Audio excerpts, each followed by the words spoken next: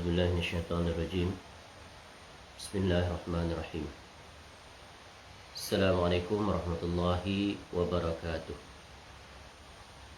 إن الحمد لله نحمده ونستعينه ونستغفره ونعوذ بالله من شرور أنفسنا ومن سيئات أعمالنا. من يهده الله فلا مضل له ومن يضلل فلا هادي له. وأشهد أن لا إله إلا الله وحده لا شريك له وأشهد أن محمدا عبده ورسوله. يا أيها الذين آمنوا اتقوا الله حق تقاته ولا تموتن إلا وأنتم مسلمون. يا أيها الناس اتقوا ربكم الذي خلقكم من نفس واحدة وخلق منها زوجها وبث منهما رجالا كثيرا ونساء. واتقوا الله الذي تساءلون به والأرحام إن الله كان عليكم رقيبا. يا أيها الذين آمنوا اتقوا الله وقولوا قولا سديدا يصلح لكم أعمالكم ويغفر لكم ذنوبكم.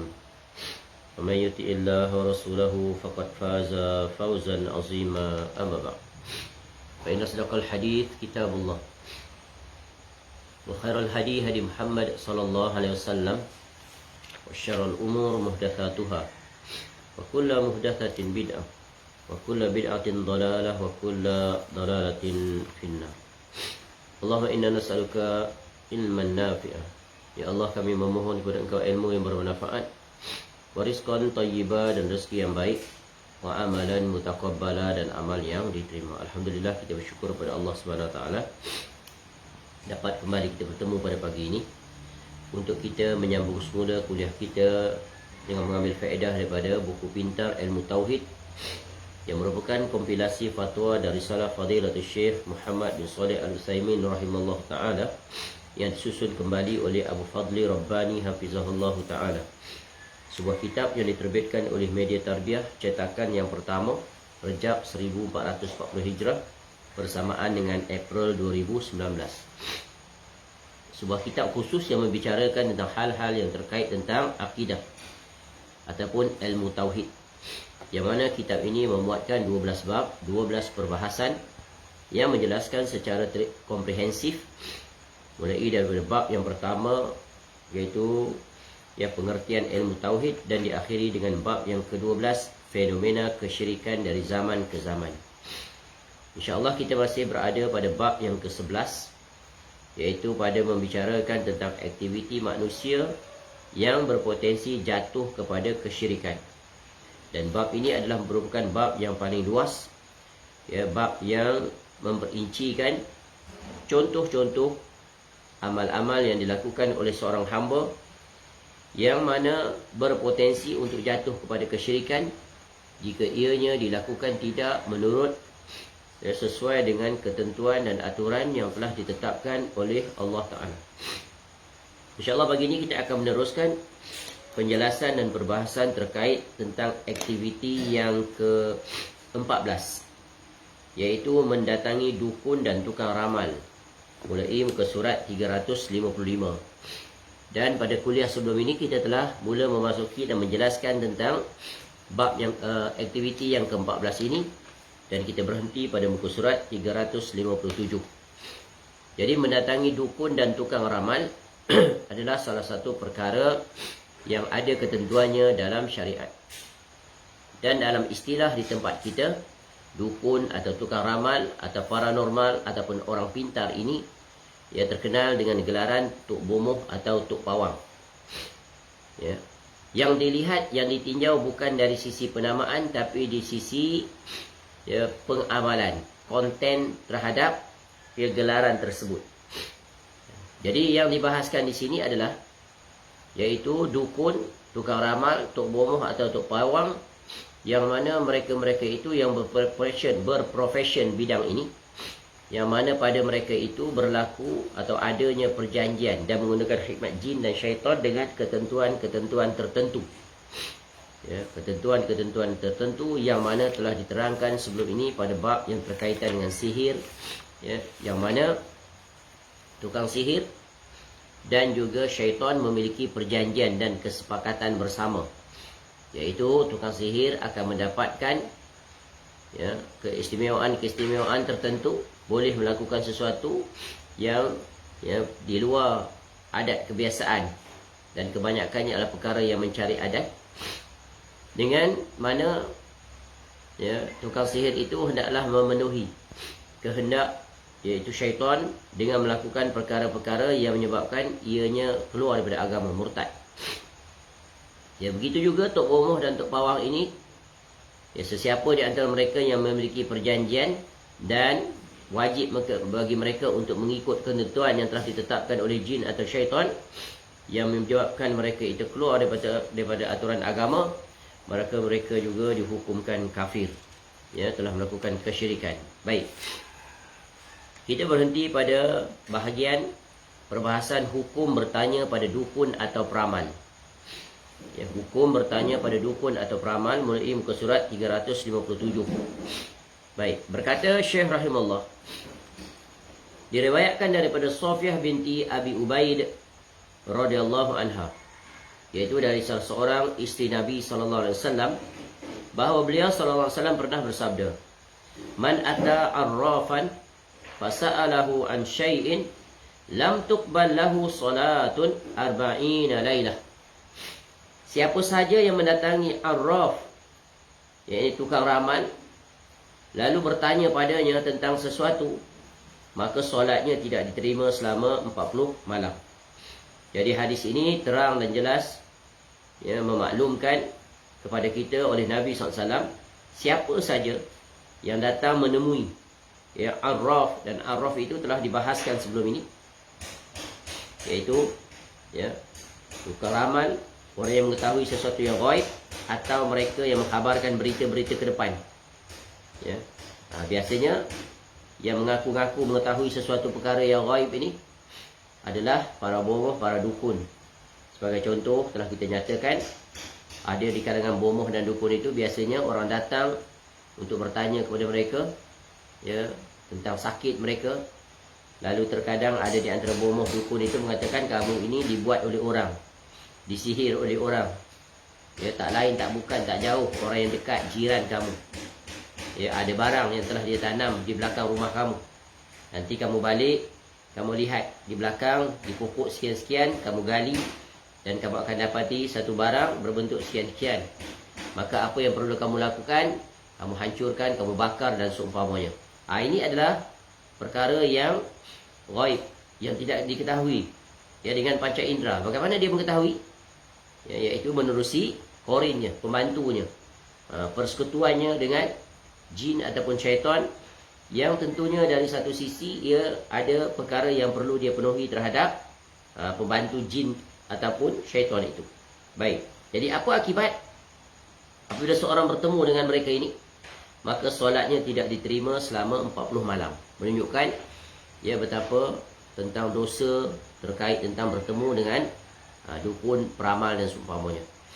Diriwayatkan daripada sahabat Abu Hurairah radhiyallahu anhu, Rasulullah SAW juga bersabda, "Man ata arrafan aw kahinan fasaddaqahu bima yaqul faqad kafara bima unzila ala Muhammadin sallallahu alaihi wasallam." Kata Nabi SAW, barang siapa mendatangi tukang ramal atau dukun, lalu ia membenarkan apa yang dikatakannya, maka ia telah kafir dengan apa yang diturunkan kepada Nabi Muhammad sallallahu alaihi wasallam. Apa maknanya? Maknanya Nabi SAW menjelaskan menerusi ayat-ayat Al-Quranul Karim dan hadis-hadis Nabi SAW, iaitu perkara ghaib ini, perkara ghaib hanya diketahui oleh Allah Ta'ala sahaja, tidak selain daripada Allah Ta'ala. Maka barang siapa yang datang mengaku-ngaku mengetahui perkara ghaib, maka sungguh dia telah kafir. Dari satu sisi, iaitu dia telah menafikan pemberitaan daripada Allah Ta'ala. Yang kedua, dia telah menyamakan dirinya dengan Allah Subhanahu Wa Ta'ala. Sebagaimana telah berlalu pada kaedah-kaedah tentang hal ghaib dan ramalan pada aktiviti yang ke-11. Di situ Syekh rahimahullah mendatangkan beberapa ayat Al-Quran menjelaskan tentang bahawa perkara ghaib ini hanya diketahui oleh siapa? oleh Allah Ta'ala. Adapun malaikat yang paling dekat seperti Jibril alaihissalam, Rasul yang paling dekat seperti Nabi SAW tidak mengetahui perkara yang ghaib. Ya, yang telah berlalu, sedang berlaku, akan berlaku, kecuali yang diberitahu oleh Allah Ta'ala menerusi perantaraan wahyu. Ya, sebagaimana contoh dalam surah Luqman, surah yang ke-31 ayat 34. Ya, Allah Ta'ala berfirman, A'udzubillahi minasyaitonirrajim. Innallaha indahu ilmus sa'ah wa yunazzilul ghaitha wa ya'lamu ma fil arham. Wa ma tadri nafsum madza taksibu ghada. Wa ma tadri nafsum bi ayyi ardin tamut. Innallaha alimun khabir. Sesungguhnya pengetahuan tentang hari kiamat hanya di sisi Allah Ta'ala. Ya, dialah yang menurunkan hujan dan yang mengetahui kejadian di dalam rahim. Tidak ada seorang pun yang dapat mengetahui dengan pasti apa yang akan dikerjakannya esok. Dan tiada seorang pun yang dapat mengetahui di bumi sebelah manakah ia akan mati. Sungguh Allah Maha mengetahui, Maha mengenal. Dan bukti yang paling masyhur, yang paling jelas, yang semua kita akrab dengannya adalah hadis tentang, dipanggil hadis Jibril alaihissalam. Ketika mana Nabi SAW ditanya tentang 4 soalan. Ya, atau 5 soalan. Yang pertama, akhbirni anil Islam, akhbirni anil iman, akhbirni anil ihsan. Kemudian yang keempat ditanya, bila berlaku kiamat? Ya, mata sa'ah, bila berlaku kiamat? Lalu apa jawab Nabi SAW? Kerana kiamat itu adalah perkara ghaib. Lalu kata Nabi SAW, yang bertanya tidak lebih tahu daripada yang ditanya. Maknanya apa? Sama-sama tidak mengetahui. Ya, hanya Allah Ta'ala yang Maha mengetahui bila kiamat itu akan berlaku. Ya, dan sesuatu itu hanya diketahui apabila telah berlaku. Ya, dan kiamat ini akan berlaku bila Allah perintahkan malaikat Israfil meniupkan tiupan sangkakala yang pertama. Kemudian ditiup sangkakala yang kedua. Baik, itu perbahasan di bab yang terkait tentang kiamat. Cuma yang dinyatakan, yang diberikan maklumat kepada kita adalah iaitu tanda-tanda kiamat. Tanda-tanda kiamat yang telah berlaku, tanda-tanda kiamat yang telah berlaku dan tidak akan berlaku lagi, tanda-tanda kiamat yang telah berlaku dan sedang terus berlaku, tanda-tanda kiamat yang belum lagi berlaku. Semuanya diterangkan dengan jelas menerusi perantaraan Nabi SAW. Ya, itu semuanya adalah urusan ghaib. Jadi, hukum mandatori kepada tukang ramal, dukun, pawang, sesiapa saja mereka, yang jika seseorang mendatangi mereka itu, ya, datang membenarkan, ya, orang datang kepada mereka bukan setakat membenarkan, bahkan ya, menerima dan melaksanakan apa yang mereka perintahkan. Maka ini lebih parah. Maka hukumnya mereka telah kafir. Ya, kerana apa? Dari dua sisi tadi. Iaitu mereka telah mengingkari, ya, seolah-olah mereka tidak mempercayai apa yang dikhabarkan oleh Nabi SAW bahawa urusan ghaib itu hanya Allah yang mengetahui. Ya, jadi mereka membenarkan, maknanya mereka menafikan apa yang Allah telah jelaskan. Baik. Jadi pelajaran berguna, jangan sekali-kali bertemu, ya, dan menggunakan hikmat, bomoh, dukun, pawang, yang pada mereka itu telah kita jelaskan ya, bagaimana ciri-ciri mereka itu. Dukun, pawang, ya, tukang sihir, tok bomoh. Apa ciri mereka itu? Yang jika kita datang, maka kita akan terkena ancaman daripada dua hadis ini, iaitu kerja buat mereka mencari adat. Itu ciri mereka. Ya. Dan mendapatkan perkhidmatan dan rawatan daripada mereka, ada syarat-syarat tertentu yang mesti dipenuhi. Seperti, ya, mereka kena adakan pengeras dalam perkara, dalam bentuk-bentuk yang kadang tak boleh nak dilogikkan. Seperti mereka meminta wang shilling, jarum, paku, ya, ayam hitam, ayam putih dan seumpamanya. Dan dukun itu pula penampilannya, cara hidupnya, ya, dan juga cara perawatannya itu adalah sesuatu yang asing, yang janggal. Ini di antara beberapa ciri, ya, yang paling mudah untuk kita mengenali dukun, tukang ramal dan seumpamanya. Baik, mari. Dan diriwayatkan daripada Ummul Mukminin Aisyah radhiyallahu anha, Ia mengatakan, Abu Bakar radhiyallahu an pernah memiliki seorang budak lelaki, hamba, iaitu ayah kepada Ummul Mukminin Aisyah radhiyallahu anha, yang merupakan bapa mertua Nabi sallallahu alaihi wasallam dan merupakan sahabat karib, ya, yang disayangi oleh Nabi sallallahu alaihi wasallam, yang selalu makan dari upah yang diberikannya. Suatu hari budak itu datang, hambanya itu datang menemuinya dengan membawa makanan. Lalu Abu Bakar radhiyallahu anhu pun memakannya. Ya, hamba itu, budak itu tiba-tiba berkata padanya, "Tahukah engkau dari mana aku dapati makanan itu?" Lalu Abu Bakar radhiyallahu anhu bertanya, "Dari mana?" Lalu budak itu menjawab, "Dahulu di masa jahiliah, aku pernah berlagak meramal untuk seseorang. Padahal aku tidak boleh beramal. Ni aku sengaja menipunya. Kemudian ia menjumpai lagi dan memberiku upah itu.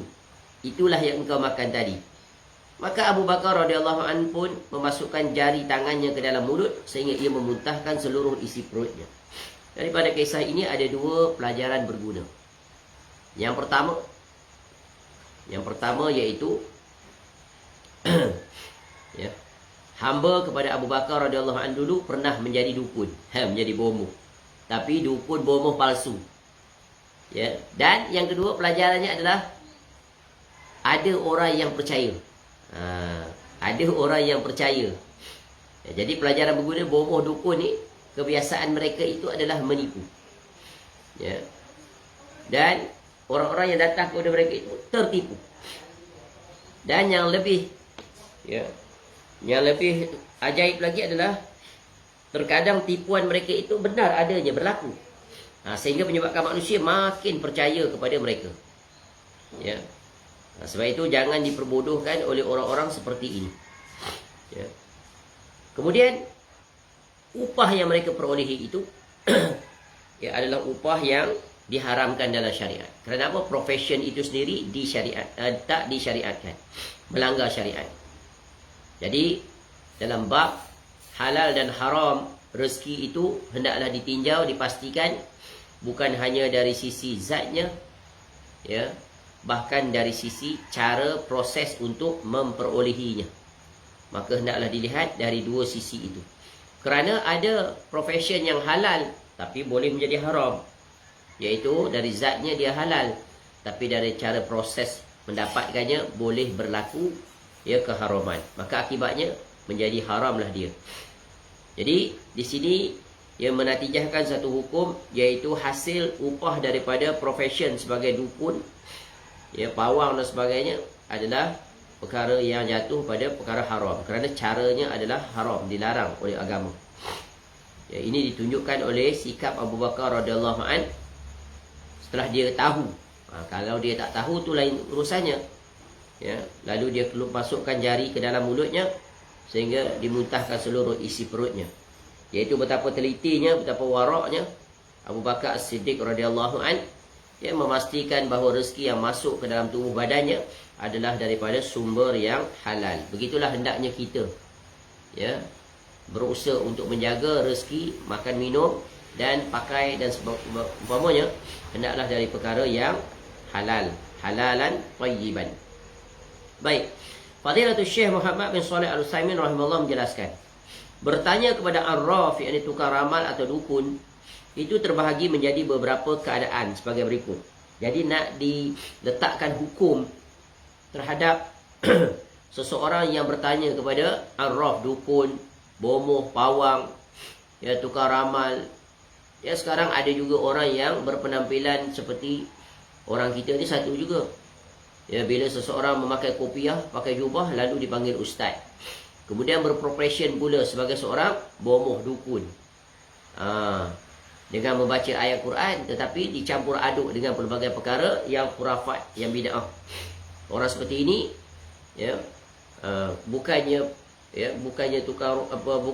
ustaz yang merawat secara syariat, ya, tapi mereka adalah uskun, ustaz dukun. Mereka bukan ustaz, tapi berpenampilan, berkopiah, berjubah, berserban, dipanggil ustaz. Lalu mereka juga merupakan salah seorang yang didatangi untuk diminta, ya, rawatan dan sebagainya. Itu ada perbahasan di sisi itu. Baik. Keadaan yang pertama, seseorang yang sekadar bertanya pada dukun, yakni tanpa sikap membenarkan dan menuruti ucapannya, maka perbuatannya ini hukumnya haram berdasarkan hadis yang telah dinyatakan tadi, di mana Nabi SAW bersabda, man ata arrafan, sesiapa saja yang mendatangi arraf, yakni tukang ramal. Sama ada dia datang tu, dia tak buat apa-apa, dia cuma datang, dia menemani kawan dia. Ya, kawan dia pergi, dia pun ikut. Maka itu adalah dilarang. Ya, dan hukumnya adalah haram, yakni berdosa. Penetapan adanya hukuman atas pertanyaan yang diajukan kepada dukun menunjukkan bahawa perbuatan itu adalah haram.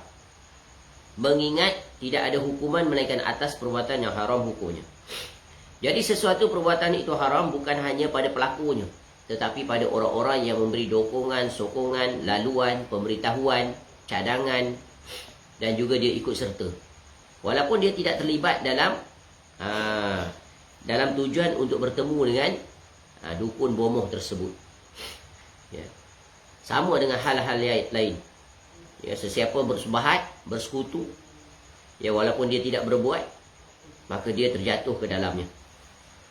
Ya, sebagaimana kaedah yang Nabi SAW ajar pada kita, ya, berkawan, sesiapa yang berkawan dengan pandai besi, ya, walaupun dia itu bukan tukang besi, bukan welder, tapi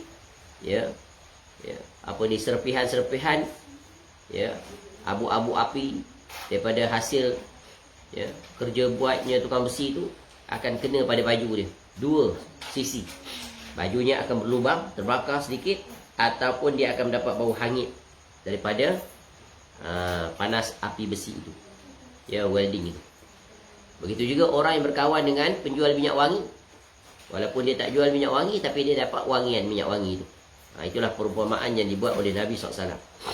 Ya, akan mendapat faedah atau mendapat mudarat. Baik, keadaan kedua, seseorang bertanya pada dukun, lalu ia membenarkannya dan menuruti perintahnya. Ini lagi parah. Maka ini adalah perbuatan kufur, kerana telah membenarkan bahawa si dukun itu mengetahui perkara ghaib. Dan ini merupakan bentuk mendustakan Al-Quranul Karim, di mana Allah Tabaraka wa Ta'ala telah berfirman, "Qul la ya'lamu man fis samawati wal ardil ghaiba illallah, wa ma yash'uruna ayyana yub'atsun." Katakanlah wahai Muhammad sallallahu alaihi wasallam, tidak ada siapa pun di langit dan di bumi yang mengetahui perkara ghaib kecuali Allah, dan mereka tidak mengetahui bila mereka akan dibangkitkan. Surah An-Naml, surah yang ke-27, ayat 65. Jadi ayat ini menjelaskan secara mutlak, tak ada satu pun makhluk Allah Ta'ala ini, siapa pun dia, yang mengetahui perkara ghaib kecuali Allah. Tiba-tiba ada orang datang yang mendakwa dia mengetahui itu dan ini, ya, perkara ghaib, perkara yang belum berlaku, perkara yang tak dapat ditangkap oleh panca indera. Maka dia telah menyamakan kedudukan dirinya dengan Allah Ta'ala. Itu yang pertama. Yang kedua, dia menolak, menafi, membatalkan, iaitu tentang apa yang Allah telah nyatakan tentang urusan ghaib itu. Ya. Itu perkara ghaib, tak diketahui. Hanya yang dinyatakan oleh Allah, sedikit sahaja. Sebab itu dalam urusan ghaib ini tak perlu kita bersusah payah untuk mendalam-dalami dan cuba mengambil tahu. Contoh, di antara perkara ghaib yang dekat dengan kita adalah urusan ruh. Ruh itu adalah perkara ghaib, dan dia ada bersama dengan kita. Dan sedikit sekali ilmu tentang ruh ini yang Allah buka rahsianya kepada kita. Contoh dalam Quran, Allah Ta'ala jelaskan, "Yas'alunaka 'anir ruh, qulir ruh min amri rabbi, wa ma utitum minal ilmi illa qalila." Mereka bertanya kepada engkau tentang urusan ruh itu. Lalu jawab, kata pada mereka, ya, urusan ruh itu adalah di sisi urusan Allah Ta'ala. Ya, kamu itu diberikan pengetahuan tentang ruh itu sedikit sekali, ya, qalil. Jadi ketika mana Allah menjelaskan tentang urusan ruh itu adalah sedikit, ya, yang dipaparkan dalam Quran, begitu juga dengan hadis, maka berhentilah kamu di situ. Jangan berusaha untuk mendalam-dalaminya, kerana ia tak dapat ditangkap oleh panca indera. Begitu juga urusan yang ghaib, Iaitu tentang Allah Ta'ala. Allah itu dia maha ghaib. Tak ada makhluknya yang pernah melihat langsung Allah Ta'ala dengan matanya. Ya, di dunia ini. Dan Allah menjelaskan tentang dirinya di dalam Al-Quran, sifat-sifat, perbuatannya, zatnya, ya, nama-namanya. Ya. Maka kita berhenti di mana Allah berhenti.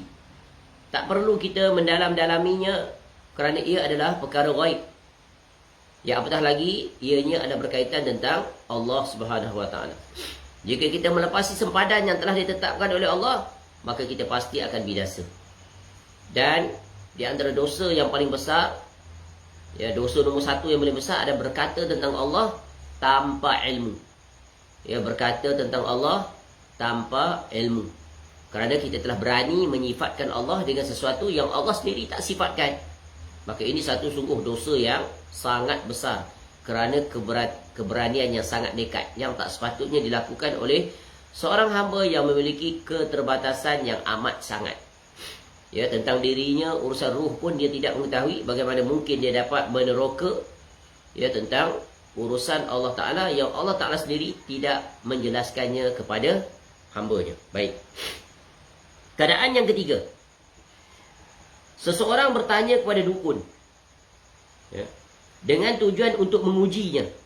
Tujuan nak menguji, ya, untuk mendedahkan kebatilannya. Begitu juga tentang kedangkalan serta kebodohan. Untuk menyedarkan dia atau untuk membantah mereka itu. Adakah ia jujur ataukah berdusta? Nak menguji dia. Bukan untuk mempercayai ucapannya. Maka yang seperti ini hukumnya tidak mengapa. Dan tidak termasuk perkara yang diancam di dalam hadis yang telah dinyatakan. Bahkan Nabi SAW juga pernah bertanya kepada Ibnu Sayyad, seorang dukun di masa itu. Beliau SAW pernah bertanya kepadanya, apakah yang aku sembunyikan darimu? Maka Ibnu Sayyad menjawab, asap. Lalu Nabi SAW pun bersabda, ihsab falan ta'dua wa qadrak. Ya, hinalah dirimu, engkau sama sekali tidak dapat melampaui kemampuanmu. Ya, Nabi SAW sengaja bertanya kepada Ibnu Sayyad tentang sesuatu yang beliau sembunyikan untuk mengujinya, supaya Ibnu Sayyad mengabarkan tentang apa yang beliau sembunyikan tersebut. Jadi, ya, untuk mengalahkan kebatilan, ya, dakwahnya, ya, tentang dakwaannya, bahawa dia tahu perkara ghaib. Kerana kenyataannya mereka itu adalah penipu. Ya, mereka tidak mengetahui perkara ghaib. Terkadang apa yang mereka khabarkan itu benar. Terkadang apa yang kebanyakannya adalah perkara yang tidak benar. Ya, sebagaimana yang telah kita sebut sebelum ini, contoh, ya, salah seorang ulama di zaman kita, ulama hadis, iaitu Syekh Al-Albani rahimahullah, pernah didatangi oleh seorang dukun. Ya, dukun tu datang kepadanya dan, ya, untuk mengajaknya berdebat tentang perkara ghaib. Ya, lalu Syekh rahimahullah menjawab, ya, aku setuju untuk berdebat denganmu. Ya, tapi dengan satu syarat yang aku tetapkan. Ya, aku boleh nak berdebat, setuju kamu ajak aku berdebat, tapi dengan satu syarat. Lalu dukun itu menjawab, apakah syaratnya? Lalu Syekh rahimahullah menyebutkan, bagaimana kamu mendakwa mengetahui perkara ghaib, sedangkan syarat yang aku tetapkan pun kamu tidak mengetahui? Maka selesai sudah perdebatan. Ia menunjukkan kebatilan dakwaan Tok Momo, Tok Dukun yang mengakui mereka itu tahu perkara-perkara ghaib. Dan itulah di antara, ya, intisari, intipati yang ada pada setiap dukun, bomoh, Tok Pawang. Ya, mereka itu mendakwa-dakwa mengakui tahu perkara-perkara ghaib seperti yang telah kita bagi contoh tadi, iaitu tentang mereka tahu siapa yang membuat sihir itu ini terhadap seseorang, kamu ini terkena penyakit oleh siapa, dan pelbagai lagi. Ya, padahal itu hanyalah dakwaan-dakwaan yang batil, yang bohong. Baik, keadaan yang keempat, seseorang bertanya kepada dukun untuk menampakkan kelemahan dan kedustaan si dukun. Ia pun menguji dengan perkara-perkara yang dapat membuka, ya, keduk kedustaan, iaitu membuka tipu daya dia, yang mendedahkan, Ya, kebatilan mereka itu dan kelemahan si dukun. Maka yang seperti inilah yang diharapkan, bahkan boleh menjadi wajib hukumnya. Ya. Di zaman sekarang ada orang banyak dukun-dukun ni, pawang dan sebagainya. Tapi yang lebih besar syubhatnya adalah orang-orang yang berpenampilan agamawan. Dan mereka melakukan praktik. Ya, dari satu sisi seolah-olah mereka itu menggunakan kaedah yang sesuai dengan aturan syariat. Tapi dilihat dari sisi penampilan mereka, cara gaya mereka itu dan cara-cara perawatan yang mereka lakukan itu, sebenarnya itu adalah merupakan salah satu daripada ciri-ciri dukun. Sebab itu orang-orang seperti itu dipanggil uskun, iaitu ustaz dukun. Sama ada mereka terjatuh ke dalam dua sisi. Satu, jatuh dalam kesyirikan dengan menggunakan kaedah-kaedah dengan mengambil bantuan daripada jin atau syaitan dengan ketentuan tertentu. Yang kedua, mereka terjatuh dengan cara-cara yang bid'ah. Cara-cara perawatan yang bid'ah, yang tidak ada aturannya daripada syariat. Dua sisi ini. Ya, jadi jangan terpedaya dengan penampilan, lihat dulu ya isi kandung cara perawatan mereka itu. Kerana kalau kita lihat cara perawatan yang ditunjukkan oleh Nabi SAW, sangat mudah. Ya, dengan bacaan-bacaan yang mudah dan juga dengan kaedah-kaedah alami, cara qadari juga yang mudah. Maka cukup dengan cara itu. Ya, dengan membaca ayat-ayat Al-Quranul Karim, zikir-zikir, doa-doa tertentu yang telah jelas, yang sahih, sabit, ya, diriwayatkan sampai kepada kita. Begitu juga dengan cara-cara yang ya, alami seperti dengan menggunakan air zam-zam, kurma dan seumpamanya. Ya, dan kita lihat ya, betapa efektifnya cara perawatan dan juga pengubatan Nabi SAW.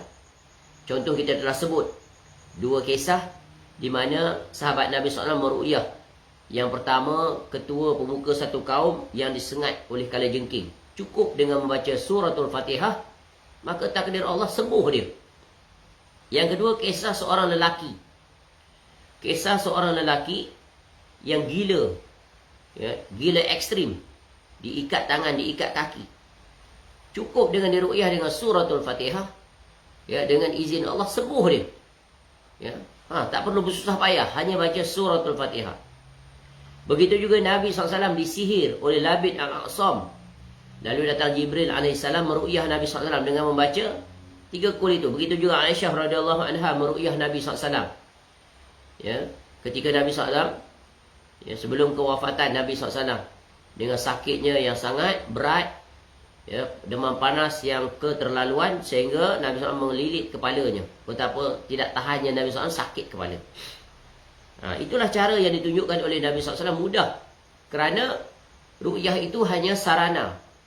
Tetapi hakikatnya, kemuncaknya adalah seorang itu bergantung, berharap, memohon kepada Allah yang menurunkan sakit itu. Dan Allah jugalah yang akan mengangkat sakit itu.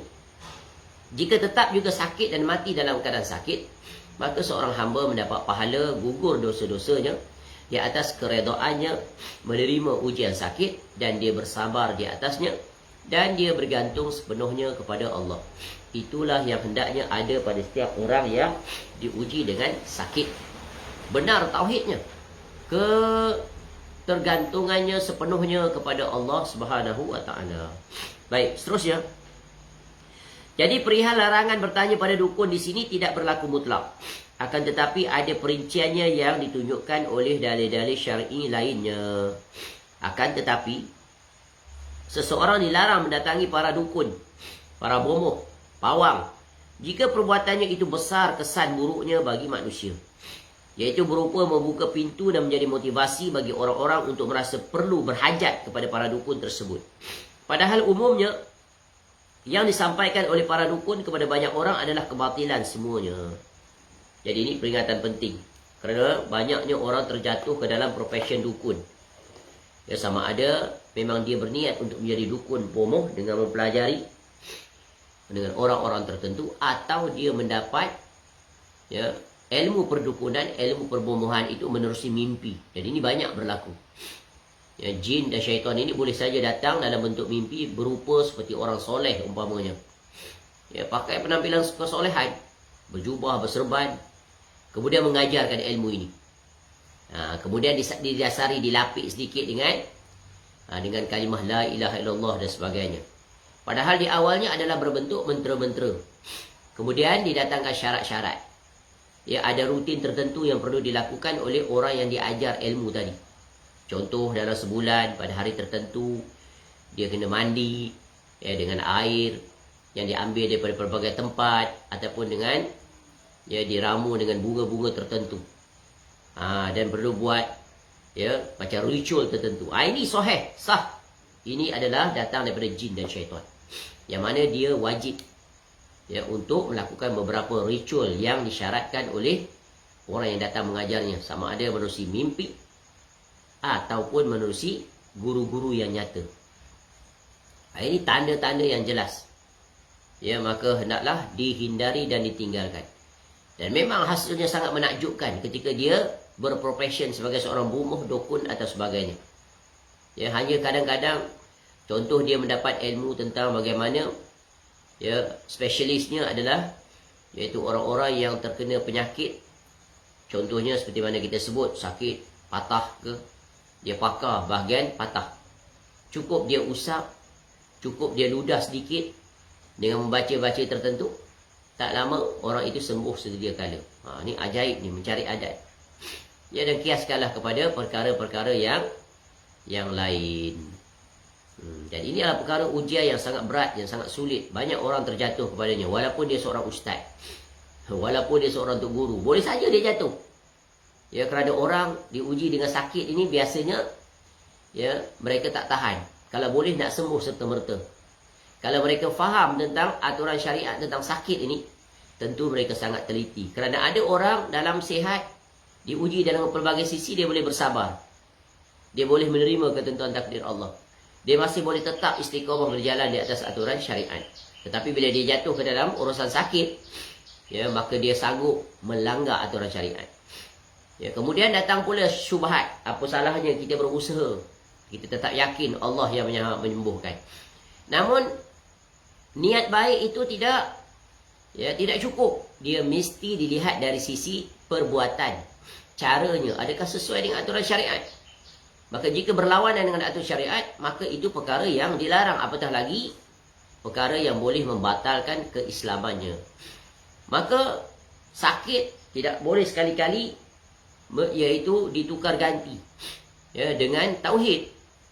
Tauhid itu sekali-kali tak boleh ditukar ganti. Demi untuk mendapat kesihatan, maka sanggup dia korbankan tauhidnya. Maka sungguh ini perkara yang sangat besar kerugiannya. Dia sembuh, tetapi di negeri akhirat khawatir dia mendapat ancaman, iaitu dia telah jatuh ke dalam kekafiran, dan kafir itu diancam dengan neraka kekal selama-lamanya. Wal-iyazubillah. Baik. Seterusnya, akibat buruk bagi para dukun, para bomoh, para tok pawang ini. Dia berkata Syekh rahimahullah dengan mendatangkan ucapan, iaitu sahabat Abdullah bin Abbas radhiyallahu anhuma berkata, "Ma ara man fa'ala dzalika lahu indallahi min khalaq." Aku tidak memandang sesiapa saja yang melakukan itu supaya akan mendapat bahagian di sisi Allah Ta'ala. Iaitu pelaku-pelaku profession ini, dukun ini, bomoh. Ucapan Ibnu Abbas radhiyallahu anhuma tersebut ditujukan kepada satu kaum yang menulis huruf-huruf tertentu dan mengamati bintang-bintang untuk mengetahui perkara ghaib dan meramalkan masa depan. Ini kita dah sebut dah sebelum tu tentang ilmu astrologi, horoskop, mengaitkan bintang-bintang dengan kejadian-kejadian tertentu. Ilmu astrologi, ilmu nujum. Sebagaimana orang-orang Arab jahiliyah mengaitkan hujan yang turun dengan bintang-bintang tertentu. Lalu Nabi SAW datang membetulkan keadaan itu, persepsi itu, i'tiqad seperti itu. Lalu diajar kepada umatnya, apabila hujan turun, katakanlah Allahumma sayyiban nafi'ah, dan bila hujan berhenti, maka ucapkanlah mutirna bi fadlillahi wa rahmatih. Ucapkan seperti itu. Jadi yang mengajar kepada kita oleh Nabi SAW, iaitu tentang bagaimana berinteraksi dengan hujan, dan untuk membatalkan Iaitu amalan kebiasaan orang-orang Arab jahiliah. Iaitu mereka mengaitkan hujan itu dengan apa? Hujan itu dengan bintang-bintang tertentu. Maknanya mereka mengaitkan bintang itulah penyebab hujan turun. Dengan ada bintang itulah maka hujan turun. Ya, iaitu seolah-olah hujan bintang itulah yang menurunkan hujan. Baik. Fadilatul Syekh Muhammad bin Shalih Al-Utsaimin rahimahullah berkata, yang nampak daripada ucapan sahabat Abdullah bin Abbas radhiyallahu anhuma tersebut, bahawasanya beliau berpendapat kufurnya kaum tersebut, mengingatkan bahawa tidak mungkin dinafikan bahagian di akhirat untuk seorang mukmin pun secara mutlak. Meskipun seorang mukmin itu membawa dosa, maka ia akan diazab sesuai kadar dosanya itu, atau Allah mengampuninya begitu sahaja. Setelah itu ia pun bakal mendapati bahagiannya di sisi Allah Ta'ala. Baik, seterusnya, hukuman bagi para dukun dan semacamnya adalah vonis mati. Apa hukum yang akan dikenakan kepada tukang dukun, bomoh, tukang ramal, paranormal, tukang sihir? Ini semua adik-beradik. Ya, sebab mereka itu ada kaitan yang tak terpisahkan dengan siapa? Dengan jin dan syaitan, yang mana mereka wajib memenuhi ketentuan-ketentuan yang telah mereka persetujui. Sebab mereka bersyarikat, bersekutu, saling mengambil manfaat, saling bekerjasama. Ini ta'awun dalam bentuk apa ni? Kemungkaran. Fadilatul Syekh Muhammad bin Shalih Al-Utsaimin rahimahullah menyebutkan bahawa perkara ini ada dua keadaan sebagai berikut. Ya, hukuman bagi para dukun ini. Yang pertama, apabila kita hukumi bahawa para dukun, tukang nujum dan para peramal terjatuh pada kekafiran, maka proses hukum dunia bagi mereka adalah dipaksa untuk bertaubat. Apabila mereka bertaubat dengan sebenar-benarnya, maka itu yang diharapkan. Akan tetapi jika mereka menolak untuk bertaubat, maka mereka dihukum mati sebagai orang-orang yang kafir, yang murtad dari agama Islam. Inilah dia keindahan syariat Islam. Jika sebuah negara itu menerapkan, melaksanakan, menguatkuasakan hukum-hukum Islam, hukum syariat, ya, hukum hudud, qisas, dia dan sebagainya, takzir, maka undang-undang ini, yang paling utama undang-undang Islam ini, hukum hudud dan sebagainya, itu qisas dan seumpamanya, yang paling utama, yang pertama apa? Untuk menjaga agama, menjaga akidah umat Islam, ya, agar jangan tercemar, apatah lagi terbatal, kerana ianya mendatangkan implikasi yang sangat menakutkan, iaitu di negeri akhirat. Namun sayang, hampir seluruh negara umat Islam di dunia ini tidak melaksanakan undang-undang syariat, sehingga agama tidak terjaga, sehingga berlaku merebak meluasnya ajaran-ajaran yang keluar daripada aturan agama. Ajaran-ajaran sesat tak terhitung, makin hari makin bertambah. Ya, makin hari makin bertambah. Ajaran-ajaran sesat, sama ada atas nama agama, atas nama agama tak terhitung banyaknya. Ya, kita lihat berbagai tarikat-tarikat sesat yang dibiarkan berleluasa untuk melebarkan sayapnya, sehingga berjatuhan dan berguguranlah ramai sekali ke pangkuan ajaran-ajaran sesat tersebut. Dipromosi, diberikan dukungan, diberikan ruang, diberikan tempat, bahkan dicari-cari alasan untuk membenarkan perbuatan mereka itu. Sangat mengerikan situasi ini. Dan itu berlaku di zaman ini, di depan mata kita. Ya. Ini ujian yang sangat berat, hanya dapat diatasi, dihindari oleh orang-orang yang memiliki ilmu yang sahih, akidah yang sahih. Ya. Itu dari sisi agama tak terhitung banyaknya kesesatan-kesesatan dalam pelbagai bentuk, pelbagai wajah. Dan yang ajaibnya, lawan daripada itu, ya, kebenaran itu dianggap kebatilan, kebatilan itu dianggap kebenaran. Dan ini adalah situasi yang sangat sulit, terutamanya bagi orang-orang awam. Banyak di antara mereka yang terjatuh, terikut-ikut. Ya. Yang keduanya adalah, yaitu kesesatan dan kekufuran yang berlaku lain dalam urusan agama. Seperti ini, dukun-dukun ni, Tok Pawang dan sebagainya. Banyak atau tidak mereka? Banyak. Bahkan mereka berani terang-terangan membuat siaran secara langsung, live melalui Facebook dan sebagainya. Dan ramainya follower, pengikut mereka itu. Dan yang lebih mengerikan, mereka itu berpenampilan agamawan. Ya. Berpenampilan agamawan tapi praktiknya adalah dukun, bomo, pawang. Ya. Lihat cara perawatan mereka itu dengan kerisnya, dengan pelbagai kerisnya. Ya, tasbihnya dengan pelbagai saiz, dikalungkan di leher, di tangan, di belit, ya, di lengan tangan, dengan cincinnya yang banyak di jari-jari. Ini tanda-tanda. Ya, tanda-tanda yang paling mudah untuk kita mengetahui indikasi awal mereka itu adanya unsur-unsur iaitu ya perdukunan yang menggunakan kaedah persahabatan, persekutuan dengan jin atau syaitan dengan ketentuan-ketentuan tertentu. Jadi, ya, namun situasinya perkara ini tidak berlaku. Agama itu tidak dijaga dengan syariat. Ya, tidak ada orang yang menguatkuasakan, tidak ada garis panduan. Mereka-mereka yang jatuh, yang berprofesi di bidang ini tidak ditangkap, tidak didakwa. Bahkan mereka bebas berkeliaran melaksanakan ya kerja buat mereka. Apa yang boleh dilakukan adalah hanya menjelaskan, menyampaikan. Maka mereka itu ya tidak ada halangan, makin merebak, makin meluas. Ini perkara yang ya sangat mengerikan dari sisi akidah. Jadi kalau berlakunya ya, hukum Allah, ya, hukum syariat itu, maka orang-orang seperti ini segera dilakukan tindakan, ditangkap, ya, kemudian dinasihati, diminta agar bertaubat, ya. Jika tidak, barulah dijatuhkan hukuman mati terhadap mereka, kerana mudarat mereka itu sangat besar. Baik, yang kedua, jika kita berpendapat bahawa mereka belum jatuh kepada kekafiran, baik, sebelum itu ini semuanya dilakukan oleh pihak yang berwajib, iaitu pemerintah. Adapun orang awam, agamawan, siapa pun dia tidak boleh melaksanakan perkara ini.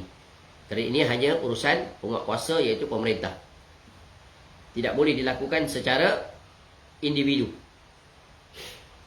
Jika kita berpendapat bahawa mereka belum jatuh kepada kekafiran, baik disebabkan sihir yang mereka lakukan belum sampai kepada tahap kufur, maupun disebabkan dakwaan adanya khilaf, yakni perbezaan pendapat ulama tentang hukum kafirnya, maka proses hukum dunia bagi mereka adalah dipaksa untuk bertaubat.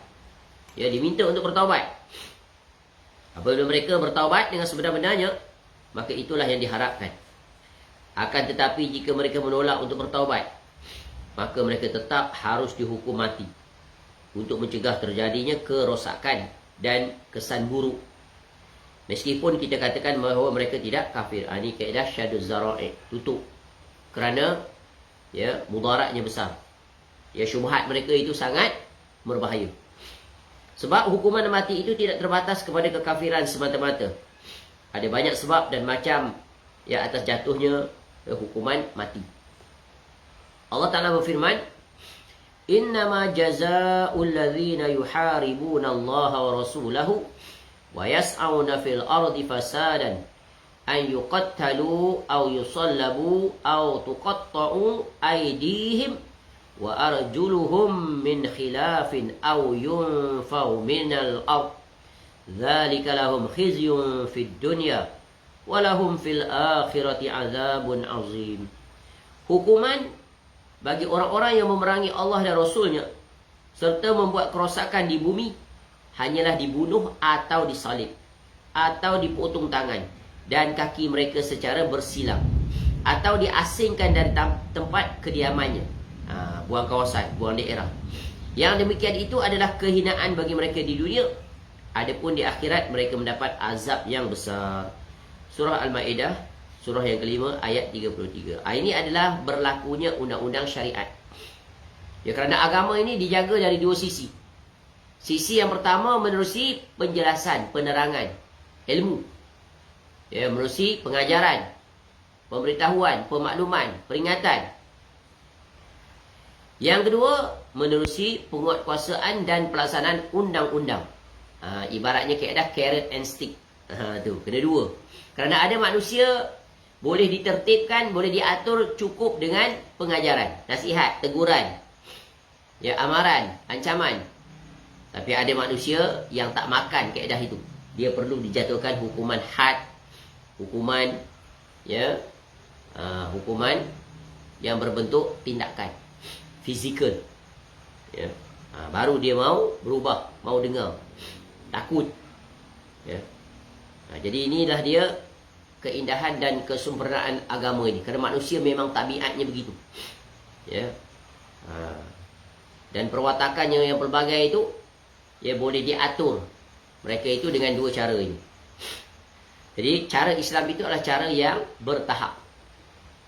Ya. Namun kalau ya kedua-duanya itu tidak dijalankan serentak, maka agama ini akan terjejas, tergugat. Iaitu agama dari sisi apa? Iaitu ya penganutnya. Maka akan banyaklah manusia terjatuh ke dalam pelanggaran terhadap hukum Allah kerana tidak ada hukuman dijatuhkan kepada mereka. Ya, dan hukuman itu pula yang dijatuhkan hendaklah sesuai dengan aturan syariat. Namun kenyataan sekarang hukuman yang dipakai adalah hukuman ciptaan buatan manusia, yang sama sekali tak akan dapat mementras, menghapuskan, meminimalkan segala kejahatan-kejahatan yang dilakukan. Ya, sebab itu undang-undang Islam ini, aturan syariat yang berbentuk tindakan ini untuk menjaga agama ini dari 5 sisi. Dan maslahatnya semua kembali kepada manusia itu sendiri. Yang pertama, nak jaga agama, kita telah sebut tadi, berlakunya hukum murtad, ya, kafir. Ya, nak jaga agama, jangan agama itu tercemari. Yang kedua, nak jaga akal, supaya jangan rosak, ya, jangan salah digunakan. Yang ketiga, nak jaga harta terpelihara, ya, jangan dizalimi, dicuri dan seumpamanya, diambil tanpa hak. Yang keempat, nak jaga apa? Keturunan. Ya, perkahwinan yang sah, ada aturan, hukum-hukum rumah tangga. Ya, ditegakkan keadilan. Jika berlaku kezaliman, ada hukum yang akan dikenakan. Untuk jaga kerukunan, keharmonian, keadilan dalam berumah tangga. Begitu juga bagi orang-orang yang telah berumah tangga melanggar aturan, seperti jatuh dalam perzinaan, ada hukumnya. Yang keempat, ya, untuk menjaga yang kelima, nak menjaga nyawa. Nyawa yang kelima. Ya, jangan sewenang-wenangnya, ya, membunuh seseorang tanpa hak, maka ada hukumannya. Jadi itulah dia agama, nak menjaga ketenteraman kehidupan ya dalam bermasyarakat, agar berjalan secara harmoni, ya, adil dan saksama, mewujudkan keamanan dan kesatuan. Baik, berkata Syekh rahimahullah, jadi siapa saja yang membuat kerosakan besar terhadap banyak orang pada urusan agama maupun dunia mereka, maka ia harus dipaksa untuk bertaubat.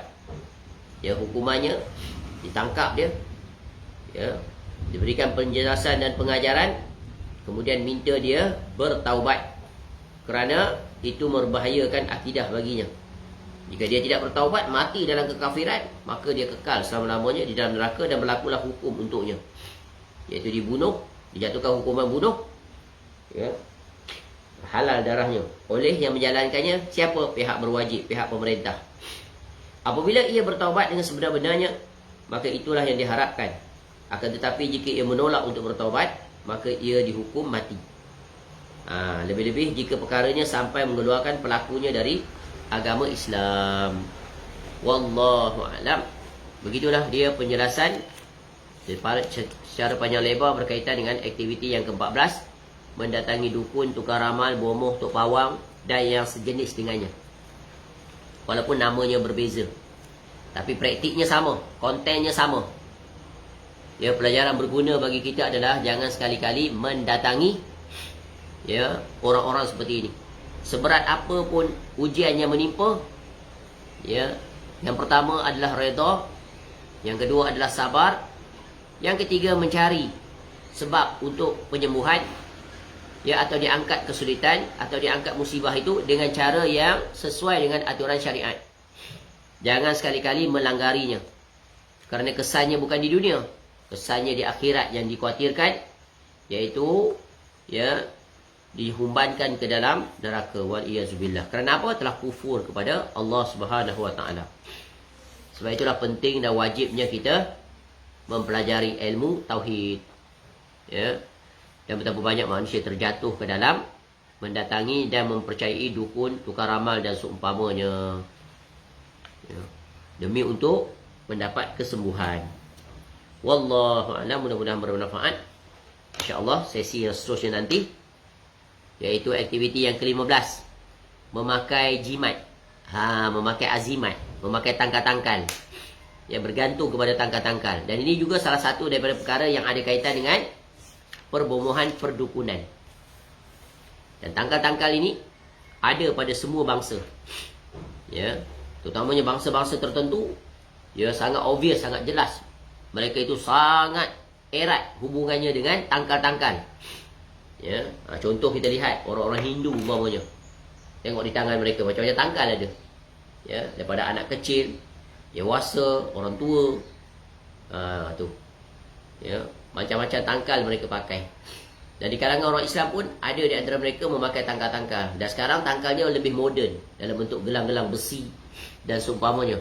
Yang di situ mereka memiliki i'tiqad dan kepercayaan tertentu terhadap tangkal-tangkal itu yang boleh memberikan perlindungan. Bahkan ada di antara tangkal itu berfungsi untuk mereka meraih kekebalan diri.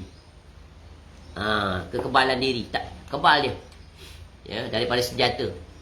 Dan juga, ya, mereka terselamat ataupun mereka itu digeruni oleh orang-orang yang melihat mereka. Dan pelbagai lagi. Ini semuanya adalah perbahasan berkaitan tentang, iaitu azimat, dengan tujuan untuk sebagai pendinding diri. Dan azimat itu dalam pelbagai bentuk, bukan hanya dalam bentuk gelang, cincin, tali, bahkan juga dengan ayat-ayat Al-Quranul Karim dan juga huruf-huruf dan sebagainya. Akan datang nanti perbahasannya. Wallahu a'lam, mudah-mudahan bermanfaat. Subhanakallahumma wa bihamdika asyhadu an la ilaha illa anta astaghfiruka wa atubu ilaik. Wassallallahu ala nabiyyina Muhammad wa ala alihi wa sahbihi wasallam. Wa akhiru da'wana alhamdulillahirabbil alamin. Assalamualaikum warahmatullahi wabarakatuh.